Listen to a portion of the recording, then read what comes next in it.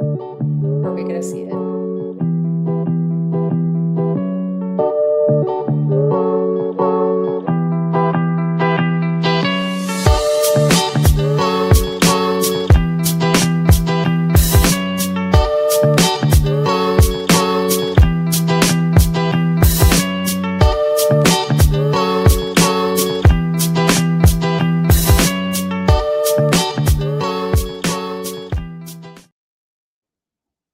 What is up?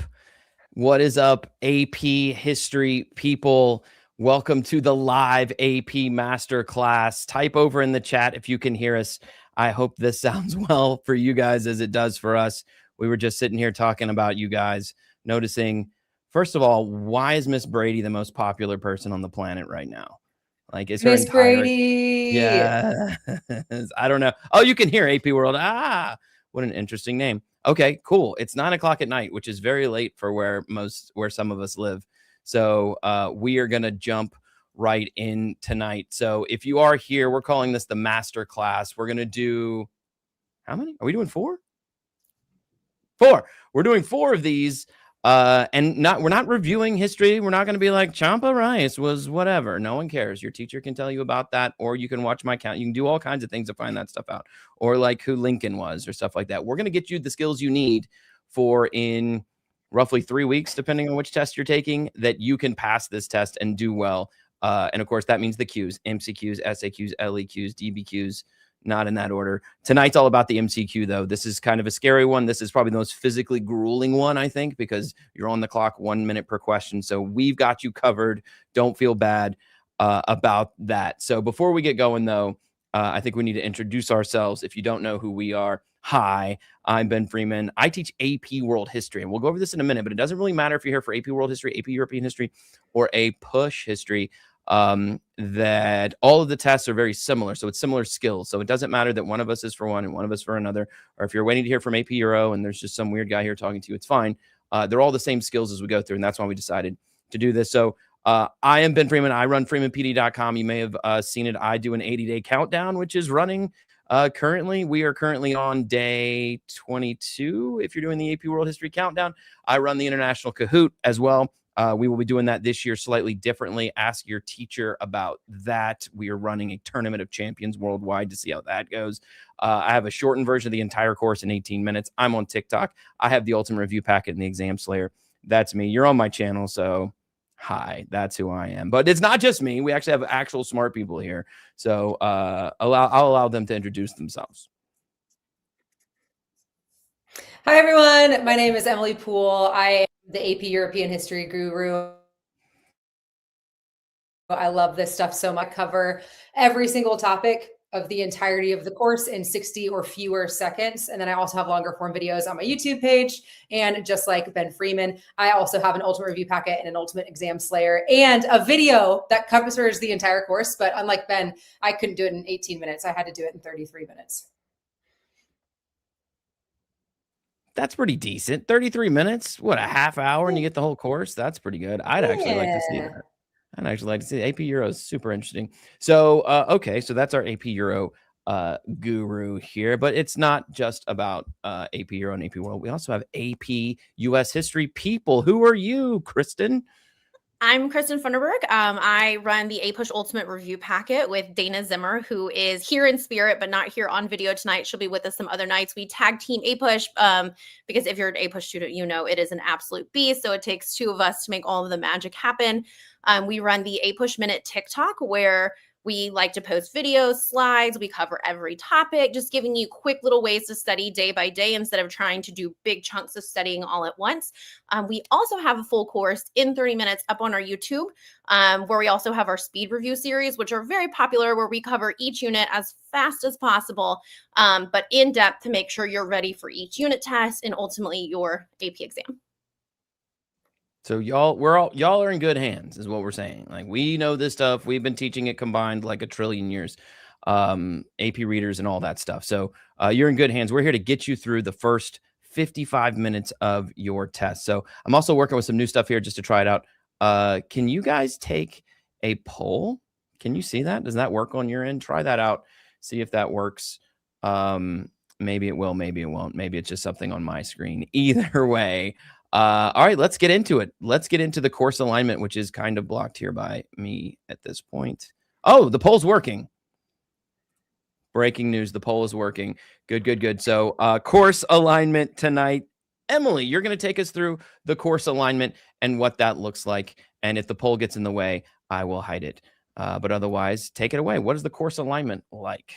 Yeah, let's get right into this. So if you are in one of these classes, this is my plea to then sign up for the other two classes, because the courses are the exact same when it comes to skills and the actual test. The only thing that's different is content. But as you're going to see over the course of our live reviews over the next 3 weeks, a lot of the content actually overlaps. So whenever we're going to be giving you examples, we're going to be giving you examples of things that you should know regardless of what course you signed up for. So AP World, AP US, and AP European History are directly aligned. Like, we literally cover the same skills. Those skills are causation, comparison, and continuity and change over time. And the format of the exam is also exactly the same. So you're going to start out with 55 minutes to take 55 multiple choice questions. That's immediately followed up with your short answer part of the test. You'll have 40 minutes to answer 3 questions. So that's going to give you about 13 minutes per question there. And then once those are done, you're going to take a break. You're going to get up, you're going to move around, you're going to stretch your arms, you're going to do some lunges. And then you're going to come back and finish the test. The last hour and 40 minutes is the DBQ and the LEQ, and you are not given a set amount of time to do one or the other. So it's up to you to make sure that you are planning out your time well. And what we always suggest is that your DBQ, you have an hour to do that. So 15 minutes to read the documents, 45 minutes to actually type, and then the rest of the time you can do for your LEQ. I usually suggest 5 minutes of brainstorming and then 35 minutes of writing. And the rubrics are the exact same. So like literally the courses are the same. The only thing that's different is the content. So if you're in one and you're successful in one, sign up for the rest of them, because you can get yourself buku college credit that way.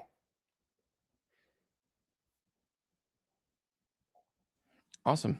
Awesome. So you now know what the alignment is like. So again, this will be the same for us, and this is our schedule going forward. So let's look at the exam overview. Exam overview. Kristen is going to run that. Tell us what the exam overview is all about. Okay, so like Emily said, we have the exact same exam structure, whether you're World, Euro, or APUSH. So it's super nice because if you've done one, you can do all 3. And every time you take the next history course, regardless of what order your school does it in, you're building those skills year after year after year. Mr. Freeman, will you pop to the next slide for me? Thank you. So the exam is broken into 2 sections. We call this the beast, right? It is a level of endurance. It is one of the longest exams. So like sleep the night before, eat a good breakfast, and come in to like go to war. Section 1 is going to be your multiple choice. You start with that. It's good that that's the first thing you do, because your brain is going to be the most awake right at the beginning, and it is the largest percent of your exam score. So 55 and 55, all stimulus based. Hopefully you've been seeing those all year long in your classroom at school, but we are going to break those down for you in the rest of tonight's live review to make sure you are confident with that. After that, we move into the short answer question.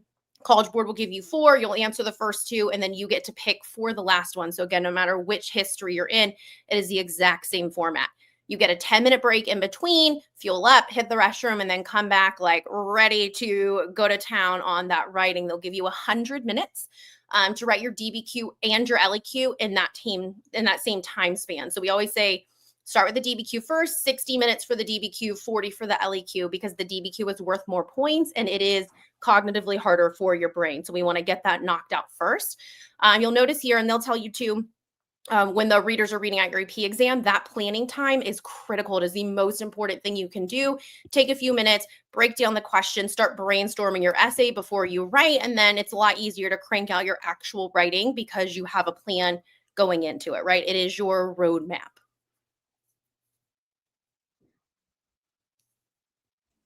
Awesome. So that's the setup. And again, for all of us, whatever test you're on, it's the same thing. So, and by the way, while we're doing this, we're going to have a Q&A at the end. If you guys are like, hey, what about this? What about this? You didn't talk about this, or you didn't talk about Miss Brady enough. Why aren't we talking more about Miss Brady?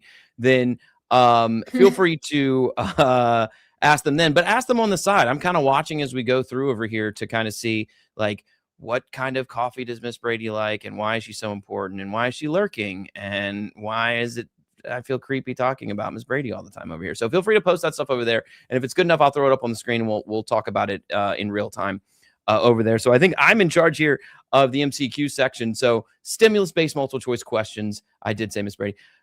Stimulus-based multiple choice questions. What does that mean? Well, it's literally exactly what it means. Stimulus-based multiple choice questions. Your multiple choice questions will all be accompanied by a stimuli, and you can see all the different ones on the list here, or all the different ones on the list over here.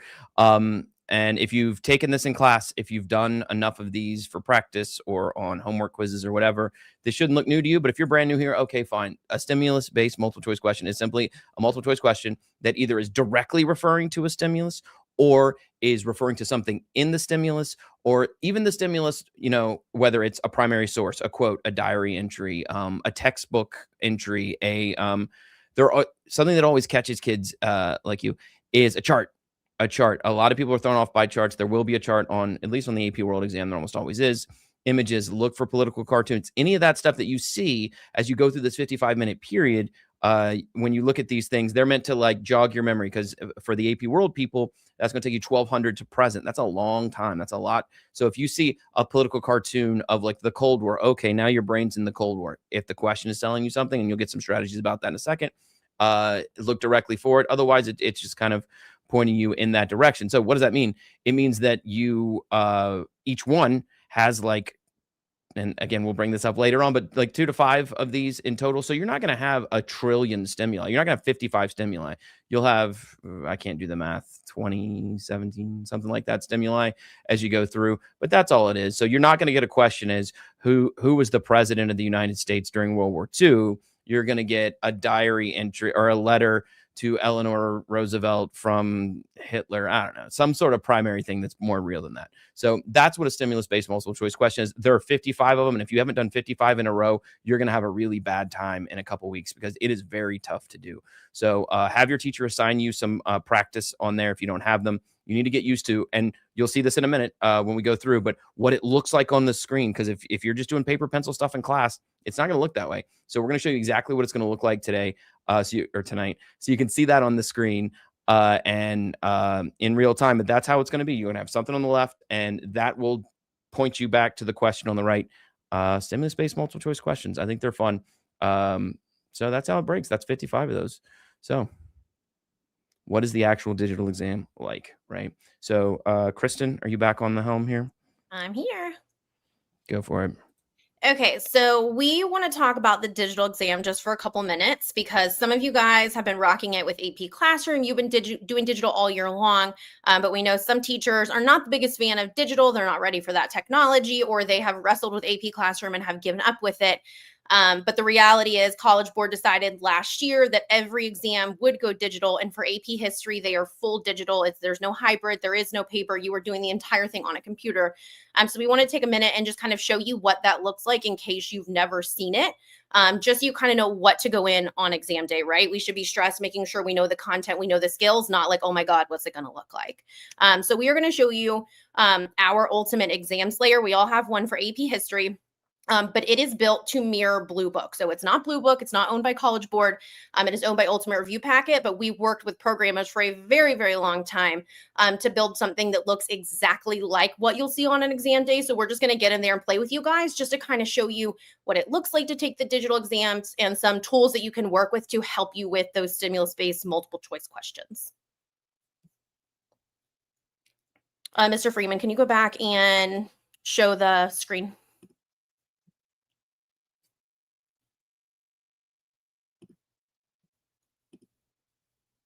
There we go. Okay, so we're going to launch this. So this is for APUSH, so the questions might be a little different, but Mr. Freeman and Emily for Two Pool for School, they all have their Slayer that looks just like this. So let me launch this one. This is period 6 of APUSH, but they all kind of look the same.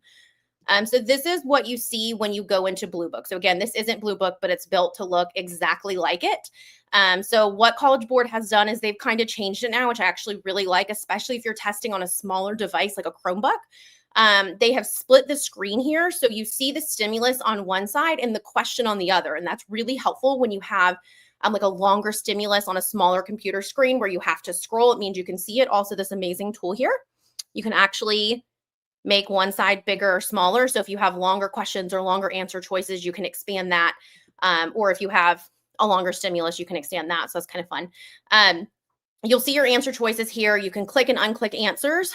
College Board has this tool as well, where you can eliminate answer choices. And when you're talking about doing 55 questions in 55 minutes, it is really quick. It's hard to do a minute per question, let alone with time to analyze the stimulus. So if we go through and use some of our test taking tricks, this document here, for example, says anti-imperialist league. So if we know people are anti-imperial, then we kind of already have an idea of what we're looking for. We can come in and eliminate answer choices. So that's something you'll have the ability to do on the AP exam. That way, when you're looking at a question and you're not sure, at least if you can go ahead and eliminate answers, that will save you time on the back end if you have to go back and check. Quick question. Can I interject? Somebody asked, how do you access this exam simulator?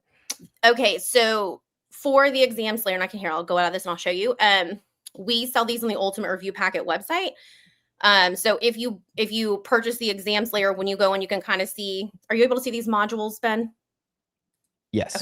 Okay. Sorry, I can't see the video screen. No, okay. Yes, absolutely. I can. It's the intro screen. Yes. Yeah. So if you buy the exam slayer, no matter which AP subject you're taking, it will look like this for everybody.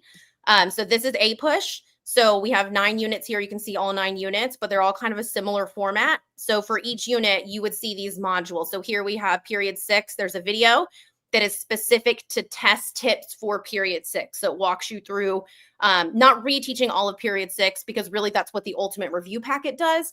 But what are some specific things we know College Board likes to ask about this unit and things to look for, what types of writing we might anticipate.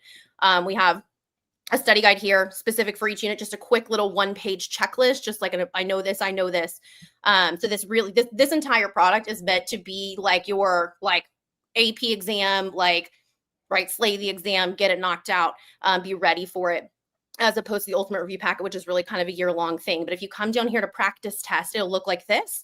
And all we do is click launch test and it opens the simulator. So we can see it here. It counts your time. We have an option to hide the time because sometimes the time is stressful if we're just working through how to answer these questions. College Board will show you your timer. It will not give you the option to hide it, but that is there. But yeah, so you just launch the simulator. It's here. There's practice tests for every unit. We have the final boss, we like to call it, right? Like you're defeating Bowser in Mario World. We have a full mock exam here. There's a practice exam up here. So lots of stuff. And every AP class kind of has that. What we really wanted to do was give students access to something that looked like the real deal, especially because AP Classroom can be challenging or cumbersome. And because some teachers choose not to use it, students don't always have access to all of the questions to get in there and play if your teacher doesn't assign it. So we like to get in here and we like to play with it. Some cool things that you'll have on here that are, again, this is modeled after Blue Book. So this is what you'll see on exam day. Again, you can eliminate answer choices here. Just click some answers. Sorry, y'all, I'm not reading these. So some of my answers will not be correct right now, but I just wanted you to kind of see it. Here's an image here. Again, you can zoom out. Something, especially if you're testing on a Chromebook, right? Or if you have a touchpad on your laptop, zooming in is super helpful, especially if it's an image, right? So you'll see a lot of those in the AP history classes, whether it's a painting, a political cartoon, something like that. Let me click next here. Now we have I didn't know that. I didn't even know you could make the picture bigger. That's actually super helpful because some of us have glasses, but yes, I didn't know you could do that. Every school situation is different with technology. So our district uses Chromebooks, and students that got lucky to get the newer Chromebooks this year are actually touchscreen. So when we found that out, they could literally zoom in. I was like, whoa, that's amazing. But I will say, if you have touchscreen, when you're going back and forth between multiple choice answers, you got to be super careful because you might accidentally click something you didn't mean to click. So I do tend to tell my kids, maybe don't use the touchscreen for answering. But as you go through, so I'm just picking some random answers so you guys can see. Now for Exam Slayer, we have this magical button called Show Answer because this isn't the real deal. It's meant to feel like the real deal, but it is practice. So we always have a show answer that tells you the answer. You see the explanations here. So here's why the answer is C. But also, and this is my favorite part because I feel like this is where my own student struggle is okay, yeah, I see why it's C, but why isn't it also this? We came in and talked about why the wrong answers are wrong too. You can kind of see where other students did or didn't get it, right? So if I miss a question, but 70% of other students miss it, then I'm like, okay, I'm not crazy. It's not me. But if 90 people got it and I didn't, then I need to go back and look at where I studied or where did the stimulus throw me off. That's fun. Obviously, the AP exam is not going to show you the answer, but that's here for you. This button is super important for your AP exam. Again, 55 and 55. You don't have time to stare at a question for 5 minutes. You don't have time to stare at a question for 90 seconds. So if you're stuck, you don't know, or you look at something and your brain is like, oh my God, I don't even remember what that is. I don't know. Just flag it and keep going. So let's mark number 5. I don't know what this is. Down here, this box at the bottom is the most important thing you have all exam. If you click this magical box, this shows you your progress. So you can see here, the questions in blue are the questions we've already answered. The questions in white are the questions we haven't answered. So here we have a little key here. You can see it. Current shows me I'm at number 5. You can click these so you can jump around. Now on College Board, they'll actually link your stimulus questions. So with the stimulus, you could have anywhere from 2 to 5 questions with it. So like, let's say 17 and 18 were the same stimulus, they would be linked for you. So you would be able to go between them if you need to. So you can jump around questions, and then notice the red is for review. So you can see here the little flag for number 5. So that tells me, oh, I need to go back and do number 5. This is also really good. I have students in my class that like to fly through their multiple choice, and they finish at 40 minutes when there's still 15 minutes left. And I'm like, how do you do that? And I always tell them, like, okay, I get that you're done, but don't submit it. Every second left on that timer, you have got to use it. And this is where the flag comes in. That way, if you're stuck, just flag it and keep going, come back to it. Or if magically you finish early because you feel really good, you worked really hard, you studied, you got it. Then you can go back and kind of double check the ones that you were sort of stuck on 2 answers with. The flag is your friend. And then when you finish your exam and you go to click finish, it's going to tell you, hey, you didn't answer every question, right? It gives you that one last chance to go back and be like, oh crap, I missed something.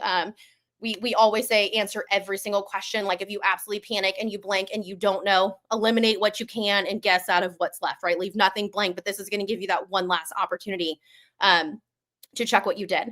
I'm going to submit this. Obviously, I didn't answer 15 questions and I just clicked random stuff on the other 5. So the grade is not going to be good, but one cool thing about this is it actually goes through and scores it. It shows you the answer, the right answer, but it actually breaks it down by question here. It color codes it when you actually answer all 20 questions, which obviously I did not.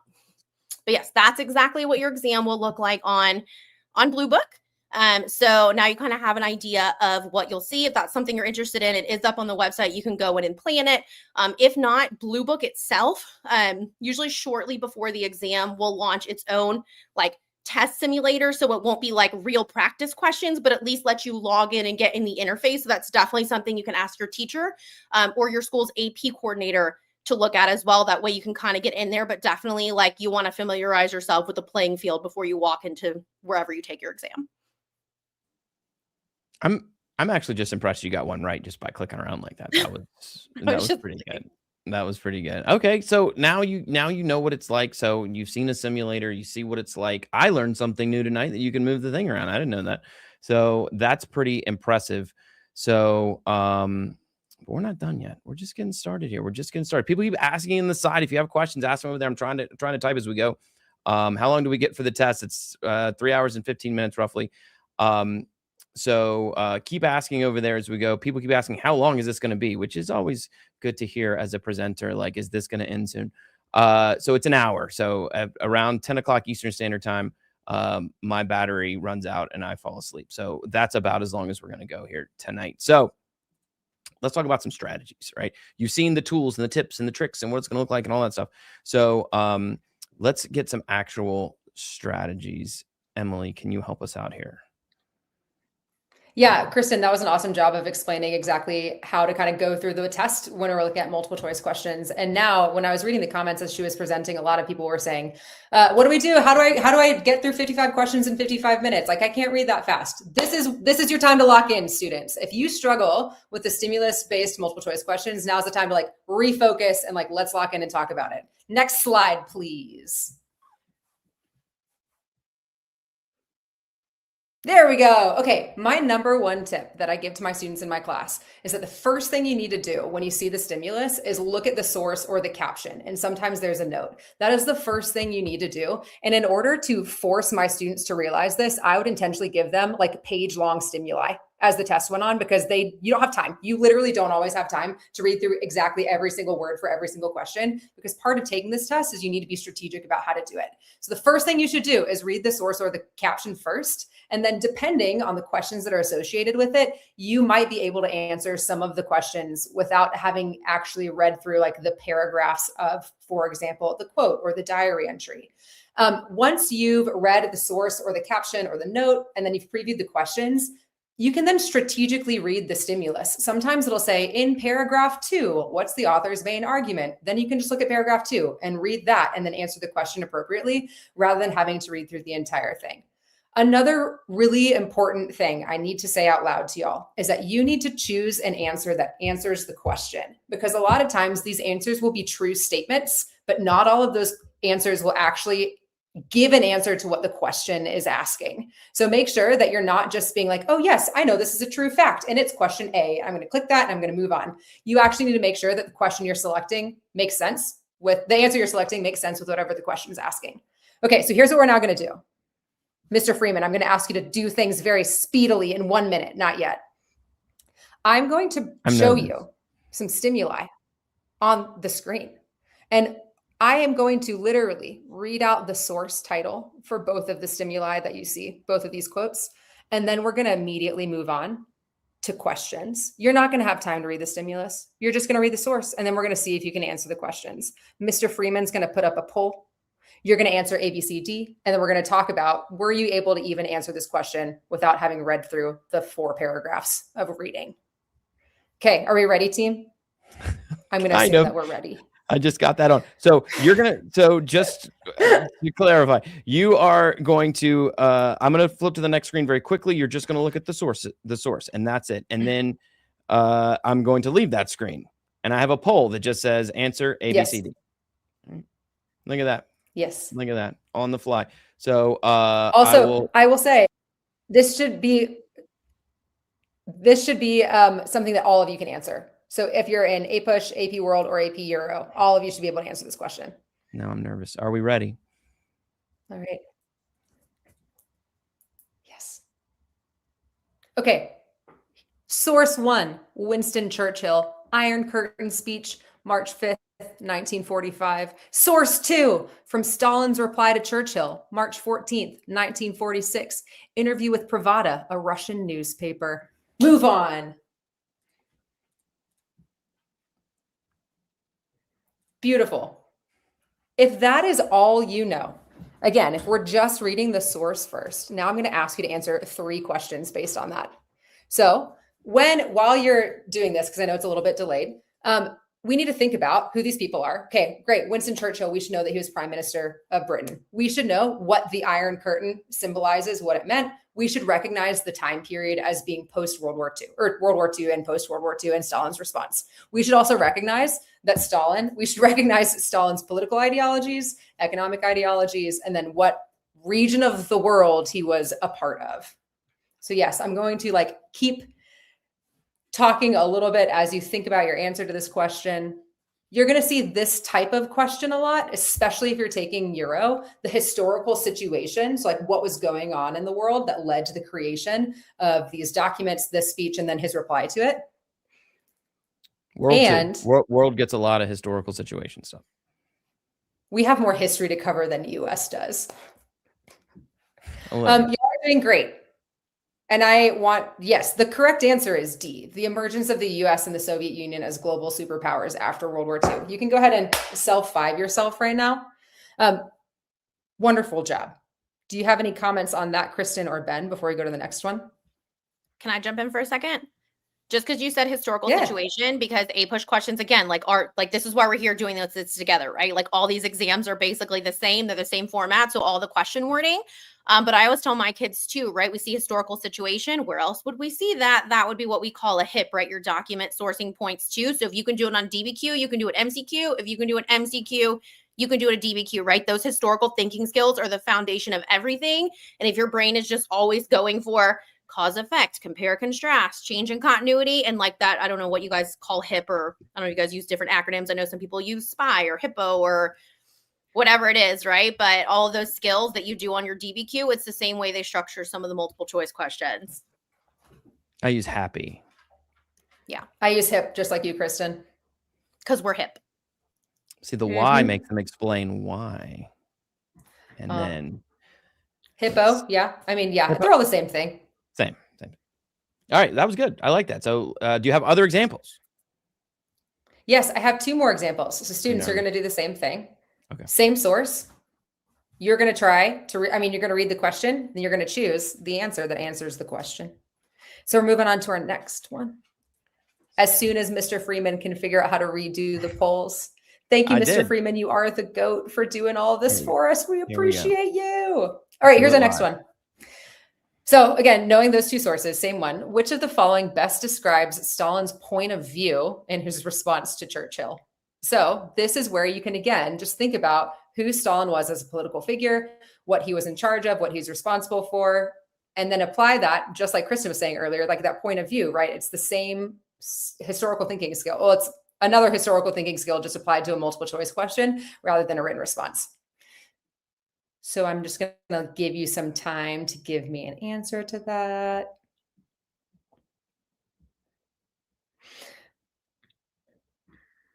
And I hope that as we're going through this, you are able to see, I mean, this won't always be the case for every stimulus that you come across, but sometimes you can be really strategic and you can be really effective.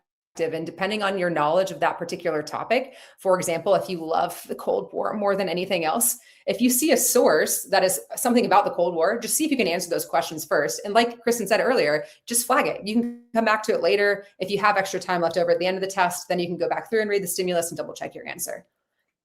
Yes, the answer is C. Way to go, everyone. I just want to add, sometimes it will call out, look in paragraph 2, when he says this, then you're like, okay, I got to get in there and find it. But if it's like generic like this, yeah, use your source, use your content knowledge to your advantage, because everything about this test is about the clock. So Also, if anyone hasn't picked up on it, Miss Poole is a genius that just Jedi mind tricked you guys on how to answer these questions, because you guys just answered 2 out of 55 with no stimulus. Yeah. The force is strong. Y'all are doing great. Okay. We have 1 more for this stimulus, and then we have a new stimulus and we're going to try again. And then we'll be done with my cute little multiple choice version of this. So again, y'all are doing great. Yeah. I mean, how many of you just got 100% so far? 2 out of 2 without even reading the stimulus. Here's the next one. Churchill's speech contributed to which of the following developments during the early years of the Cold War? You can read those answers as Freeman has the hardest job of pulling up that poll again.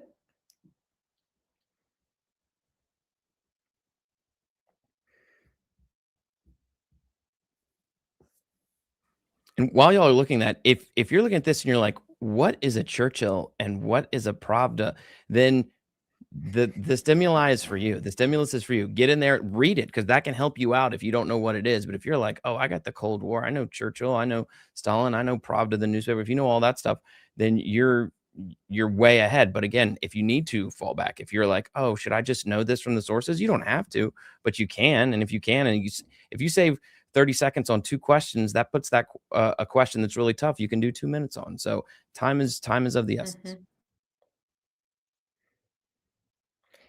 Yeah, and while y'all are wrapping up your answers to this question, I want to say that this is from my Ultimate Exam Slayer. So these are questions that you would see on my version, the AP Euro version of the Ultimate Exam Slayer. And if you're still struggling with content, again, I'm going to plug it one more time. Like, we have created the most intense content reviews in our Ultimate Review packets. I mean, we've given you literally everything you need to know.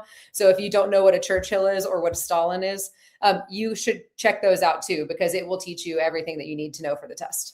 Yes, the answer is A. Again, self 5. Way to go, everyone.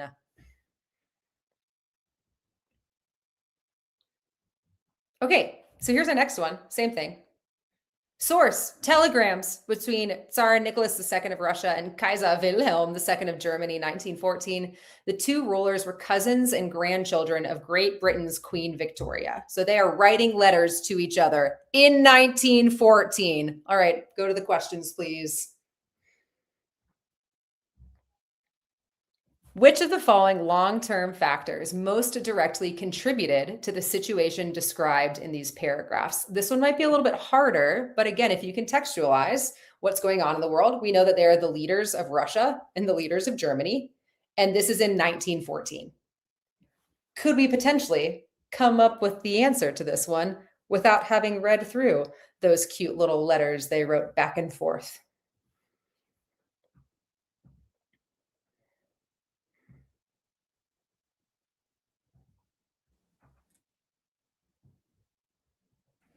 It's kind of split on this one. Ooh, see, this one seems a little bit more challenging. This is a great example. I wanted to give you like a little bit of a tougher one. I'd For also those, love to see a breakdown of which course the split is, because the focus from Euro to A push to World, like I'm wondering if maybe one course is leaning more one way and one is leaning more the other way. That's an amazing point. I don't think I have that ability to do that is such a good point.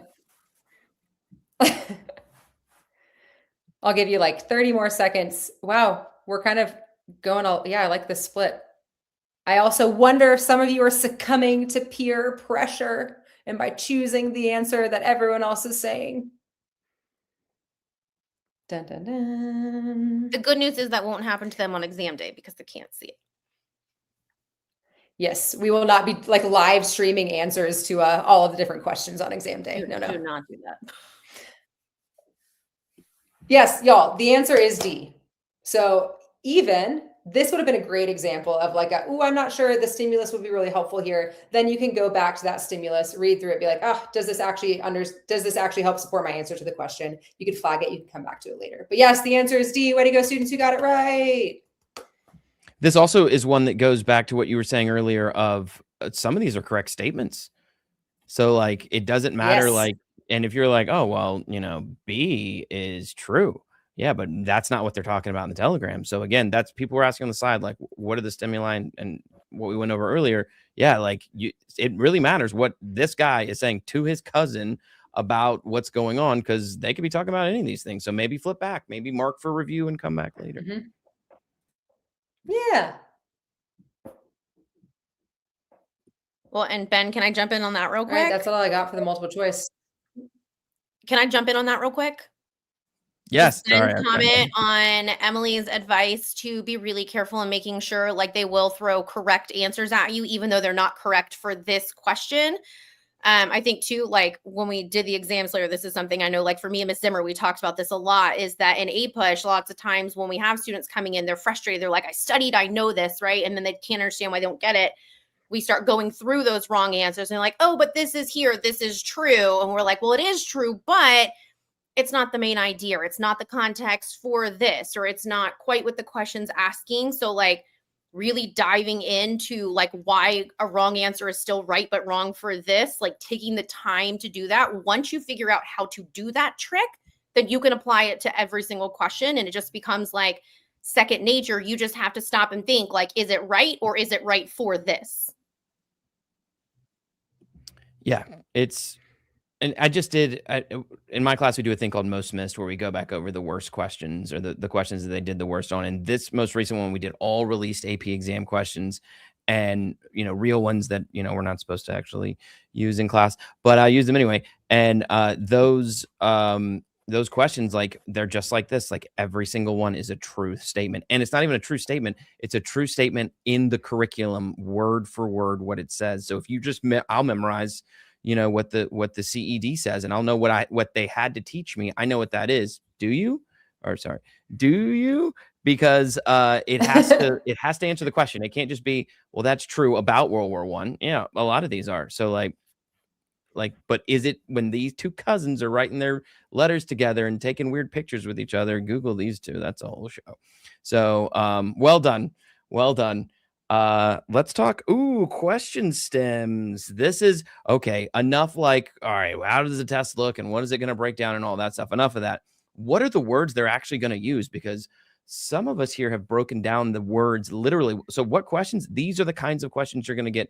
We've scoured the questions they've released, which they don't release that many. We've scoured them. More importantly, Kristen scoured them and found like, well, what questions they ask a lot. These are the questions you will see in 3 weeks. Okay, so this is my favorite little trick here, question stems. When we all came on board with the Ultimate Review Packet and they're like, hey, you guys are really good teachers at this subject, come do this stuff. We're like, okay, cool. But in our own classrooms, we have tests that we've been using for years. Then College Board rolled out AP Classroom. So when we had to sit down and be like, okay, now we're going to write hundreds of questions because we are current AP World, AP US, AP Euro teachers, the questions we were writing had to be quality questions that look like what our students look like. And we had to become assessment experts. And one of the things we did to make sure that our questions were truly looked like what they would look like on the AP exam, because there's nothing worse than taking a test and be like, oh, that was so easy, I get an A. And then you walk into the AP exam and you're like, oh my God, this is not what my test looked like. We never want students to feel that way. So we spent hours and hours, me and Miss Zimmer, I'm sure the other creators did as well, but Miss Zimmer and I spent hours digging through every released question we could find from the last 20 years. When I tell you hours, like this was my summer break, I was like, oh, here's another one. Oh, here's another one. And what we noticed is there is a pattern. And no matter which stimulus it is, depending on the historical thinking skill they're asking, we noticed that there were questions that were worded almost identically over and over and over again. So there might be a small variation. But when we talk about question stems, this is basically like you could throw this question onto any stimulus and it still works. So this is our trick to teach you what is College Board going to ask you about a topic. So one of the favorites is what's the argument, right? What's the main point of the author? That's something that you probably do in your history classroom every day. Your teacher throws 5,000 documents at you in a year, right? What's the main idea? Can you summarize it in one sentence, right? So that's a pretty typical one. And this is also one of those places, if the question says, what's the main idea? What's the argument? Then that's when you got to go actually try to read the stimulus, because that's what they're asking you for. One of the wordings we saw a lot, you notice here, all my all caps here, the most directly. They really like that phrase. And this is where we talk about the right answer versus the best answer.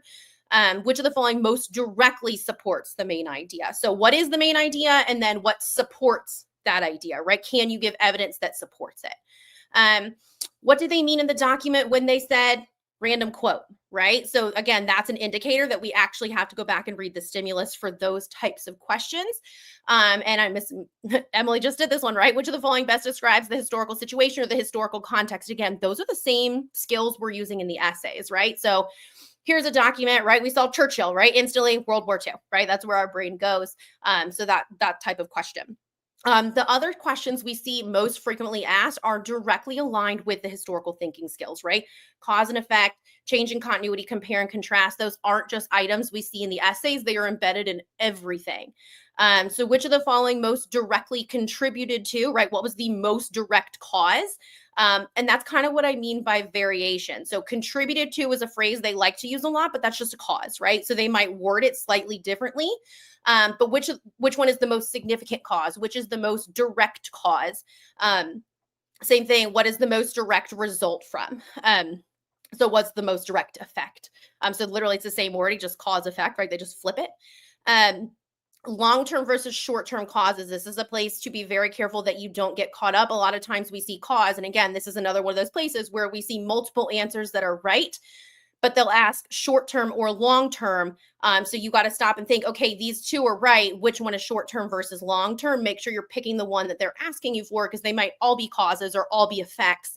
But short-term, long-term tend to be those little words. So sometimes that one word can make a difference in knowing which of those two answers is actually the one they're looking for. The sentiments described are similar too, right? They love the word sentiments, the vibe, right? If this person, right, one of the documents I showed you in the exam slayer was the Anti-Imperialist League, right? So who else would support anti-imperial ideas? So what's it most similar to? This is where we really start to see in your classroom when you're taking these history tests, right? Like my students will tell you right before spring break, we took the period 8 test and APUSH. So like the period 8 test is predominantly period 8. When we took the period 5 test, it's period 5. When you take the AP exam, it's everything. And so there's this magical thing where instead of having a period 5 question that only asks about period 5, we might now be comparing something from period 5 to something in period 7, right? So we start bridging over questions. So when they say the sentiments are most similar to, this is where we see them actually bridging time periods. immigration patterns in 1830s are like immigration patterns in 1880, right? Or which are the most opposite, right? The most opposed, the most different. So those comparison questions, anytime we get into comparison, it's either going to be like comparing two people's ideas, or it's going to be comparing two time periods. And then supported opposed. They love the opposed questions, right? We call ours APUSH opposites. Hamilton and Jefferson are always, right? So I'm sure there's some world versions, right? And some Euro versions here. Cold War, right? US and Soviet Union, right? The opposites. So you'll get a stimulus, and this again, where it comes into reading the caption, right? If we know a Jefferson, right? We already kind of know what realm we're in. So who would have supported these ideas? Who would have opposed these ideas? So what person or what group are like what that person is saying? And then which of the following best represents, right? So what would be the best example of this? We tend to see this with change in continuity questions. So obviously these are not every single thing they've asked. They'll tweak it depending on what the actual stimulus is, right? If they ask one of these for a graph, it might look a little different than if they asked it for a political cartoon. But when I tell you hours and hours and probably thousands of questions, these are the things we saw over and over and over again. I'll add something into that too before, Freeman, you wrap us up with what not to do. I remember I started teaching AP forever ago when it was 70 multiple choice questions, A, B, C, D, E answers, and you just had to know the facts. And what I love now is like, these are your SAT practice skills, right? We are taking the PSAT, SAT at my school this week. And that's what this is. Like, can you analyze a document? And the AP test is asking you to do that in multiple choice form. Like, what is the argument? What does this mean? And then they're also asking you to do that in written form when they get to the DBQ. So these skills really overlap from the multiple choice to the short answer to the DBQ. And I hope that y'all are able to kind of see that it's all the same skill, just showcased in different ways. Yeah, they want you thinking like a historian, and that's kind of what they do. Mm-hmm. I didn't take, and somebody just asked if I took the AP exam. It didn't exist. I'm from the 20th century, and so there was no AP World exam back then. 1900s. That's right. I was born like 2 weeks after the Miracle on Ice, so you can figure out how old I am. Another one I saw recently, and just on the most missed stuff that I was talking about a second ago, that we did is there'll be two sources. And the question will say something taken together. So it has to be true of both. So they want you cross comparing. And I mean, this, if you are watching this recorded later, like pause, screenshot, save, this is the screen to go with, because this, in 3 weeks when you're taking the test, that you're looking at this for 55 minutes, like some version of this. Here's the stimulus, here's this, but what about the content? Do you know? And this is how it's going to get to you. So that's pretty impressive. Well, and at the risk of upsetting AP history teachers across the country, if you haven't gone in there to play, ask your teacher, please ask them very nicely and in a timely manner. Ask them if they'll assign you one of the pre-built practice multiple choices built into AP Classroom, or even when you go into the exams layer and you play in those questions too. Like, now that you see these stems, go play in an exam and you'll start to pick up that pattern of like, oh, like they really are basically asking the same thing, just in a slightly different. It's the same question reworded, right? They just rebranded it. Yeah, these are the combinations you're going to run into, and if you know that ahead of time, the questions aren't as scary. If you're not doing any of this stuff and you run into something to say the sentiments described are most similar to, like, you have to be like, oh wait, the sentiments. Okay, so this is most similar. But if you've seen it before and you practice, please, you're going to get a 5, guaranteed. Just remember that I didn't say that. Well, and when you wrap your brain around the fact that, like, again, this is why we're doing, right, a group skills review as opposed to just let me reteach the entire course in a live review, right? If you wrap your brain around the idea that it's the same skill, whether it's multiple choice, SAQ, DBQ, LEQ, right? When we get to the writing nights later this week and next week, like, people are gonna be like, wait, they said that last week, right? That's intentional, right? It's the same skill. If you can do it on one part of the test, you can do it on the other part of the test, right? So you got to embrace those historical thinking skills and focus on, how do I do that skill? And then the content doesn't matter, because if you know the difference between a cause and effect, right, between a change and a continuity, then you can start picking those things out, because you're diving into it with that mentality, as opposed to thinking that you're going to literally remember every single fact and every day and every percent, right? That's too hard, right? Even, we know lots of things. We know an embarrassing amount of things about history, and even we can't do that all the time, right? So, like, focus on the skill so you can apply it no matter what College Board throws at you, because we can make guesses, but, like, we don't know. Right? We see it. You see it before we see it. Unless it's multiple choice, in which case it's top secret and we might see it 10 years later. Yeah, exactly. So, all right, we're in the final stretch here. Miss Brady, how are we doing? Are we doing okay? Are you still with us? I know you're out there somewhere. They seem to like you. I can't imagine all the gifts you're getting tomorrow from them as they come in. So you've heard what to do. I'm really good at telling you what not to do. So let me run you through some of the tips I have for what you shouldn't do, and it's really just a lot of really what you heard tonight is basically don't avoid the advice that you've just been given by these geniuses. Of course, I added little gifts and things here. So here's my don'ts, right? The number one thing I always say is this is, again, until you've sat down and taken this. I worked on a committee thing for the college board a few years ago about the score setting, and they let me take the exam. 55 questions in 55 minutes is not easy. And I do this for a living. I've been doing this longer than you've been alive, except maybe Miss Brady. I don't know how Miss Brady is.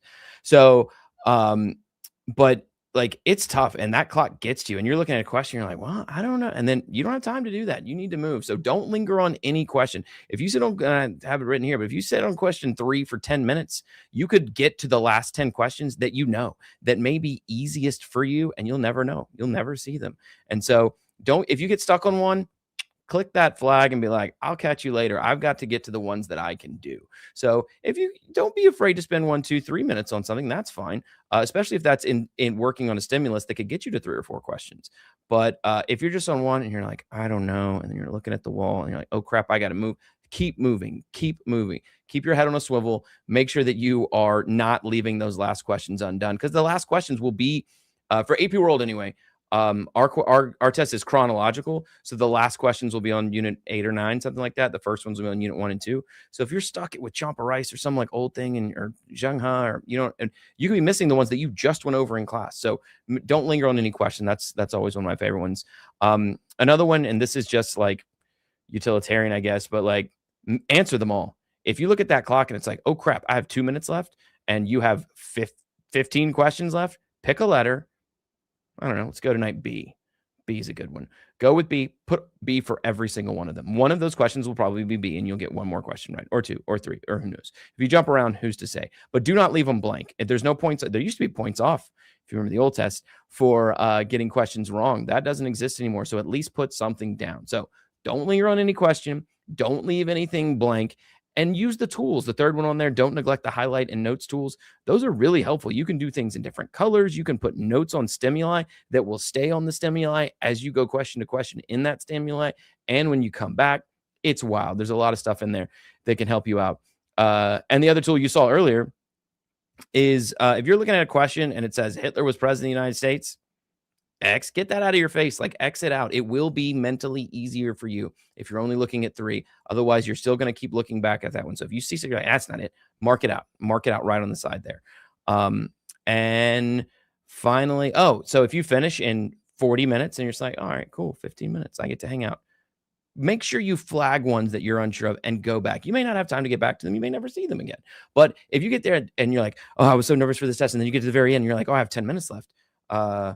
Okay, well, I'm gonna go back and look at that one with the map, because I don't know, or that cartoon was weird. Maybe there's something in there I'm missing, or one of these stems I don't know, or whatever. This is content I don't remember. My stupid Freeman didn't teach us this. He was too busy making Star Wars jokes the whole time. So go back and look at that one, spend that time on that, and you can get, maybe you get one of those or 2 of those right.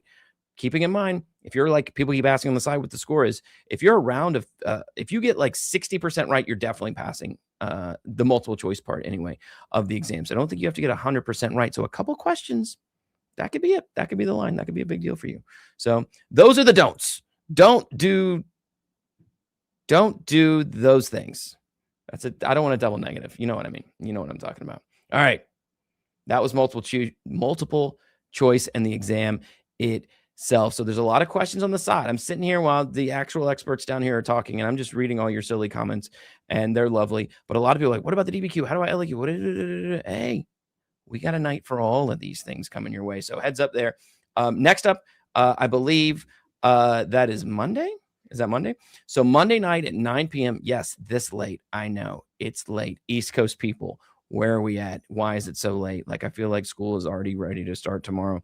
So, you're going to be scrolling all night long on your phone. So don't don't yell at us. We're going to be going over the SAQ. The SAQ, once you finish this 55 multiple choice question, boom, flip, you get 4 SAQs that you got to deal with in some way. You only have to write 3 of them. But we'll get into all that next time. So look for that. Look forward to that. But before we go, so that's coming up. Tell your friends, tell your teacher, tell Miss Brady tomorrow that you're excited about the SAQ. Sorry, Miss Brady, for constantly bringing you up. Central time, you aren't tired. Yes. Oh, you want another hour? Should we do another hour for the Central time zone? I mean, it's only 8 p.m. for me. I can keep going all night long. 8 p.m. Are you in Hawaii? You have fun with that. Miss Funderburg's going to bed real soon. Exactly. I actually sleep here with this. I actually live in this map. This is where I live. But before we go, it's your bed. You're just like it does. right? It just goes back. Do you guys have any questions? Post them on the side. We have 5 minutes. We promised you that we'd be done by 10. My dog Penny needs to go to the bathroom at some point. So if you have Q&A, now's the time. I'm going to flash them on the screen if they are doable. Genghis Khan questions. Lots of teacher shout outs going on. I do keep seeing someone ask questions about the grouping documents on the DBQs. Yes, but come to our DBQ session because we have like a whole that we're going to spend talking about the DBQ, which I think is like one of the most important things of the test. Oh, the DBQ is if you're like, oh, these guys are idiots, I'm not going to do this. I know everything, but come to the DBQ one. The DBQ are skills that someone just walking off the street is not going to get those points on the AP exam. You will get those points if you can understand how to get context, thesis, sourcing, all that stuff. That is crucial. And it's low key the same for the LEQ. So that's going to help you out a lot. So grouping documents on the DBQ it can be problematic. Yes and no. Show up to the DBQ session. We'll tell you that. Oh, a cliffhanger. We'll be here. Ben, I've seen a bunch of kids asking where they can get the packets or the Slayer or how to go to it. Do we want to show them the website or can you put the link in the comments? Yes. Or do we want to show them the website to show them the difference? A whole bunch of kids have asked, but it won't let me add like a hyperlink in here. Yes, I may have the power there. So I'm going to take you to the overall one because you guys are all here for different things. So if you want to get in and do the exam Slayer and that stuff, hold on. If you want to accept my screen, I can pull up just like the main website. Oh, sorry. Yes, I'm sorry. While you pull up that, can I give out some more tips and tricks to students who are writing things down? Absolutely. Yeah. Please do. Yeah. Okay. So like a lot of you are like, how do I study for this? What do I do? The thing that I always tell my students, like top three study tips. Number one, practice makes permanent. So like the more you practice, the easier these skills are going to be. So make sure that you are through spaced repetition over time, like a little bit every day, practicing these skills, practicing multiple choice questions, practicing writing prompts. And then I would encourage you to do this not in your bedroom where you're just going to sit in the dark and stare at the wall or stare at your screen while you're like half kind of looking at a textbook, but like get out of your bedroom, go to a park, go to the library, go to a coffee shop and meet up with friends. Like if you can teach the content, if you can teach the material to someone, that helps you internalize it. And that also tells you that you have learned it. So I would also encourage you to do that. And then lastly, if you are filling out one of our big study guides, all of which we have, and I'm sure your teachers have access to through all of the various AP History teacher Facebook pages, write down everything that you know in one color and then put that color away and then fill in the blanks in a different color. Because then when you are studying for your test, you're like, oh, I need to study the blue words because I already remembered the pencil words, right? That's a really helpful study tip too. That's great. We do that. We do red, yellow, green. So if you know it, you're green, you're good to go. If you're yellow, you're like, I feel like we talked about that. Got to brush up your red. Like, what is that? I don't know. Okay, real quick. So a bunch of people have asked where to go to get this stuff. And then I saw someone ask the difference between the review packet versus AP Classroom. So I can kind of say that too. This is just the Ultimate Review Packet website, ultimatereviewpacket.com. And if you scroll down, there's literally like not every AP subject, but most. We're working on it. They are alphabetical. So I'll just go to Mr. Freeman since you are the king of the evening. If you're an AP teacher here, if you didn't know, we do have free teacher sample stuff and we put free teacher stuff in there all the time. So definitely check that out. But for students, they're here. So you have the Ultimate Review Packet here. This is really where Mr. Freeman makes 5 million videos, like actually teaching you. So all the kids saying, what's the Mongols and what is, I don't know, your other world stuff over there. That's where you go. It's just the Mongols. Huh? It's just the Mongols. Oh nothing else. There was something else random. I'm like, that's not an A push word. We don't do that one. And then here's Mr. Freeman's exam slayer. So that's what I showed you that like looks like Blue Book with the actual practice questions, or there's like the bundle here where you can actually get both and save some money. So that's where you find those for every AP subject we have, right? So that was Mr. Freeman's. They're all similar formats, similar structure. So those are there if you want them. For those of you that are asking, someone asked the difference between that and AP Classroom. AP Classroom is free, which obviously is great. But that really is going to come down to the relationship you have with your teacher and how your teacher feels about AP Classroom. Because, you know, as a teacher, they throw lots of technology at us and sometimes it's just hard. But you can go in AP Classroom. I believe students can see like the daily videos that like cover topics. But for progress checks and the practice questions in AP Classroom, most of that your teacher has to assign to you. So if you have a teacher that's like, no AP Classroom for me, you're going to have to go have a conversation and ask them to do that. But really, like, it is free, which is great, but you have to talk to your teacher to get them to go in and assign those things to you. Some of that stuff's secure, so they can't give you those, right? What we like about this, and we kind of showed you in the tools, is that you can check your own answers. You can go through not just like, why is the right answer right, but why is the wrong answer wrong, and be able to find some of those things. So it gives you more freedom to go in and play around, and has some extra study tools that are specific strategies for the test, kind of like we did here tonight. So like AP Classroom is going to give you questions. It'll give you the answer when you submit it if your teacher selects that setting. But that's going to be basically it. There you go. What are the questions you have? I mean, we can hang out a couple more minutes if people are still asking. But otherwise, we've kind of presented everything. So we can sit and answer questions. What else do you want to know? Is the A-Push test chronological? Okay, so the three of us had this conversation the other day. Multiple choice used to be mostly chronological. So they had the stimulus documents in order, but we say mostly because, again, when you hit the exam and you're not just testing on one unit, the questions start bridging other units. What we're not sure about, because last year was the first year that everyone went digital. Now that the multiple choice is online, we don't know if they scramble the test or not. So that's something that College Board hasn't shared, and they do not release the multiple choice from year to year. So we honestly don't know with the new format. But if you use that button at the bottom we showed you where you can click the questions, even if the questions are scrambled, like if you have a stimulus document that has 3 questions with it, it might be question 1, 2, 3 for someone. Maybe it's 7, 8, 9 for you, but those 3 questions will stay together. So chronological is your preference, and that's not what happens on exam day.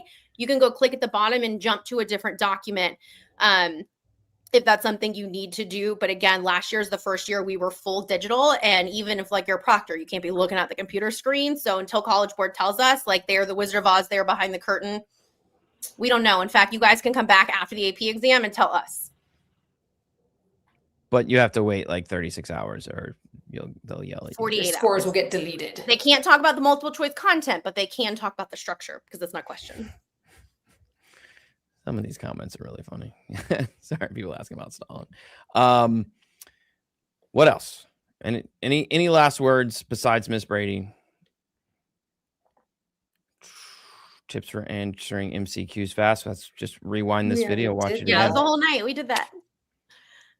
Can I all just give a shout out to the teachers on here that are trying to help their kids by telling them to come, but also like y'all, especially we're East Coast teachers, me and Mr. Freeman, like, it's late here, we're tired.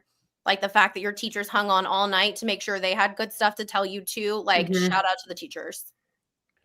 Yeah, well done. And the good news is there's still time. Like, this isn't, and good luck on the test tomorrow. Like, you have time. So take these skills, rewatch this, or, run it by your teacher and be like, hey, is this true? What's going on? What's, is this right? Is this, are these people helpful or whatever? Maybe don't ask that, especially about me, because they'll probably say no. But, now's a good time. If this is the first thing you're doing to review for the AP exam, that's good. You have 3 weeks. So you have plenty of time. You can do ultimate review packs. You can do AP Classroom. You can do whatever your teacher is making you do. And there's still time to survive on all this. So, yeah. And I would say everyone who's writing stuff in the comments about the DBQ, LEQ, SAQ, y'all come to those nights. The next one is Monday, same time, same place. And we're going to talk all about how to SAQ most effectively. That's right. SAQ is fun. SAQ is fun. Remember, those are 3 parts each. I'm not. No. No preview, no sneak peeks. It's over. All right, guys. I'm gonna call it. It is now 2 a.m. here on the East Coast. So that's enough for me. If you like this, if this is helpful, tell your friends, tell your teacher friends, tell your mom to come and watch this. And we will see you guys on Monday for the SAQ. Thanks for hanging out with us tonight, everybody. Bye. Bye.